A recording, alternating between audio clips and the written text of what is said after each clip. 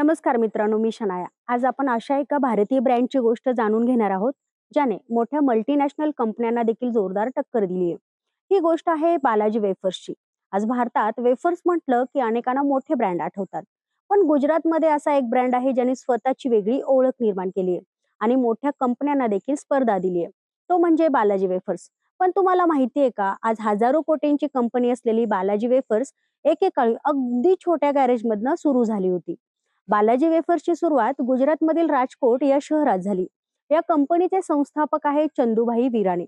1970च्या दशकात चंदूभाई विराणी एका छोट्या सिनेमाघराच्या कॅन्टीनमध्ये काम करत होते. त्यावेळी त्यांचं काम होतं लोकांना चहा, कॉफी आणि स्नॅक्स विकणं.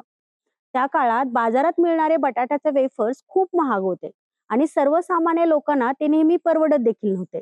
तेव्हा चंदूभाई यांच्या मनात एक कल्पना आली. आपणच स्वतःच वेफर्स बनवून विकले तर. ही कल्पना साधी होती, पण पुढे जाऊन ती एका मोठ्या उद्योगाची सुरुवात ठरली. तसेच या वेफर्सची सुरुवातीची किंमत फक्त ₹5 असल्याने बालाजी हा अनेक ग्राहकांचा लाडका ब्रँड बनला. पण तुम्हाला माहिती आहे का, या प्रसिद्ध ब्रँडची निर्मिती कशी झाली आणि कोणी केली? चला सविस्तर जाणून घेऊयात. चंदूभाई विराणी हे नाव अनेकांना माहिती देखील नसेल, पण त्यांची कंपनी जे उत्पादन घेते त्याची मात्र तुम्हाला नक्की कल्पना असेल. तुम्ही आतापर्यंत एकदा तरी बालाजी कंपनीचे वेफर्स खाल्ले असतील. ही कंपनी चंदूभाई विराणी यांनीच उभारलेली आहे. आज या कंपनीचे बाजार मूल्य तब्बल 6,000 कोटी रुपये आहे किंवा त्यापेक्षा अधिक. म्हणजेच शून्यातून सुरुवात करणारे चंदूभाई हे आज 6,000 कोटी रुपयांचे मालक आहेत. त्यांनी 1992 साली बालाजी वेफर्स प्रायव्हेट लिमिटेड नावाने कंपनी चालू केली. याच कंपनीच्या माध्यमातून वेफर्स आणि अन्य खाद्यपदार्थांची निर्मिती केली जाते. बरं, एवढं सारं यश त्यांना काही एका दिवसात मिळालेलं नाही. त्यासाठी त्यांना अपार कष्ट घ्यायला लागले. चंदूभाई यांचा जन्म 31 जानेवारी 1957 रोजी गुजरातच्या जामनगर मधील एका शेतकरी कुटुंबात झाला. चंदूभाई 15 वर्षाचे असताना त्यांचे कुटुंबीय चरितार्थाच्या शोधात धुंडोराजी येथे पोहोचले. परिस्थितीमुळे चंदूभाई फक्त इयत्ता 10वी पर्यंत शिक्षण त्यांनी घेतलं. या काळात वडिलांच्या बचतीवरच त्यांचं कुटुंब चालत होतं. चंदूभाई आणि त्यांच्या भावाने शेतीविषयक उपकरणं आणि वेगवेगळ्या उत्पादनांची विक्री करण्याचा व्यवसाय चालू केला. त्यासाठी चंदूभाईंच्या वडिलांनी त्यांना 20,000 रुपये दिले होते. मात्र दुर्दैवाने 2 वर्षाच्या आत हा व्यवसाय तोट्यात गेला. यामुळे चंदूभाई यांचे कुटुंबीय जास्तच अडचणीत आले. व्यवसाय ठप्प पडल्यानंतर उदरनिर्वाहासाठी चंदूभाई तसेच त्यांच्या भावाने ॲस्ट्रॉन सिनेमागृहाच्या उपहारगृहात काम करायला सुरुवात केली.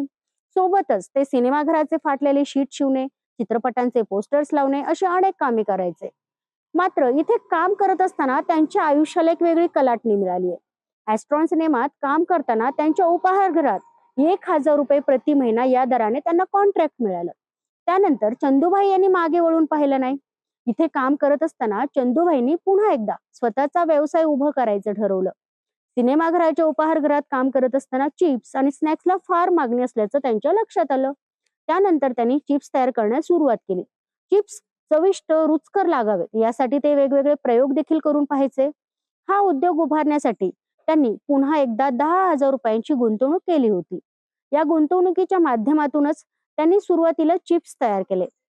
त्यांनी तयार केलेल्या चिप्सला ॲस्ट्रॉन सिनेमागृह तसेच आजूबाजूच्या परिसरात चांगलीच पसंती मिळाली. मग काय, बघता बघता त्यांचा हा व्यवसाय खूप वाढला. पुढे चंदूभाई यांनी राजकोटमध्ये एका पोटॅटो वेफर्स तयार करणाऱ्या कंपनीची सुरुवात केली. त्यासाठी त्यांनी बँक तसेच इतर माध्यमातून 50 लाख रुपयांचं कर्ज काढलं होतं. पुढे 1992 मध्ये चंदूभाई आणि त्यांच्या भावाने बालाजी वेफर्स प्रायव्हेट लिमिटेड या नावाची कंपनीची स्थापना केली. सध्या बालाजी वेफर्स हे भारतातील चिप्स बनवणारी एक मोठी कंपनी आहे. बालाजी वेफर्सच्या देशभरात 4 फॅक्टरीज देखील आहेत. या फॅक्टरीज मध्ये रोज 65 लाख किलोपेक्षा जास्त बटाटा वापरला जातो.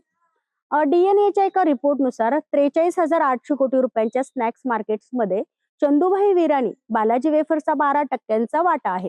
ही देशातील तिसरी सगळ्यात मोठी स्नॅक्स कंपनी आहे.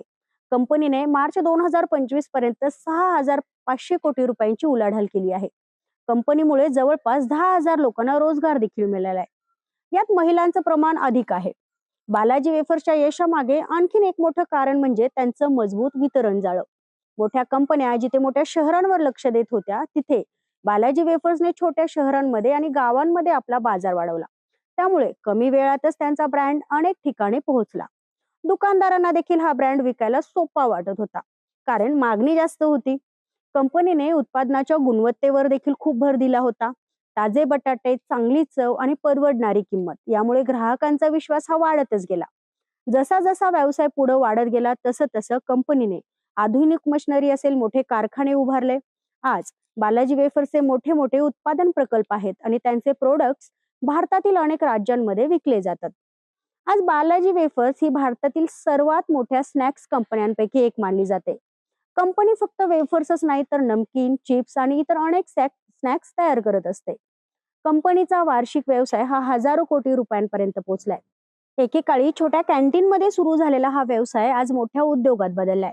बालाजी वेफरची ही गोष्ट आपल्याला एक महत्वाचा धडा देते. व्यवसाय मोठा करण्यासाठी सुरुवातीला मोठे पैसे किंवा मोठं ऑफिस असणं गरजेचं नाही. गरज असते ती चांगल्या कल्पनेची, मेहनतीची आणि सातत्याची. चंदूभाई विराणी यांनी छोट्या कल्पनेतनं सुरुवात केली आणि आज त्याच कल्पनेने एक मोठा ब्रँड निर्माण केलाय.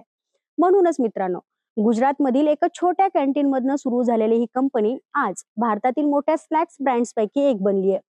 ही आहे बालाजी वेफर्सच्या यशाची प्रेरणादायी गोष्ट. जर तुम्हाला अशीच बिझनेस स्टोरी किंवा माहितीपूर्ण व्हिडिओ पाहायला आवडत असेल तर माझ्या चॅनलला सबस्क्राईब करा, लाईक करा आणि शेअर करायला विसरू नका. धन्यवाद.